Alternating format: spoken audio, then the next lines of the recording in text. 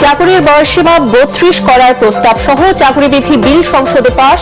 1.5 বছরে 481 ভুয়া মুক্তিযোদ্ধার গেজেট বাতিল। আরও যাচাইয়ের কাজ চলছে মুক্তিযুদ্ধ মন্ত্রী। উচ্চ ঝুঁকিপূর্ণ 18 জেলায় হামের টিকা কার্যক্রম শুরু। 12 এপ্রিল থেকে ঢাকা সহ 4 সিটি ও 3রা মে থেকে সারা দেশে 24 ঘন্টায় 10 শিশুর মৃত্যু। সুখী সমৃদ্ধ বাংলাদেশ করতে সকল ধর্মের সহযোগিতা কামনা প্রধানমন্ত্রী তারেক রহমানের।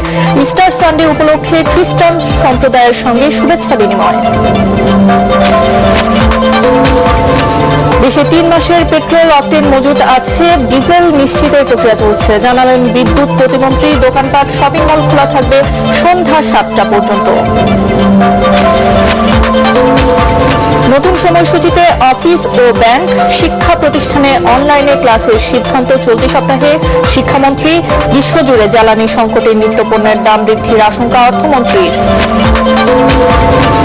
এবং বর্ষবরণের শোভাযাত্রার নাম বৈশাখী শোভাযাত্রা করার সিদ্ধান্ত সরকারের। পরিবর্তনের বিষয়টি ইউনেস্কোকে আনুষ্ঠানিকভাবে জানানো হবে সংস্কৃতি মন্ত্রী।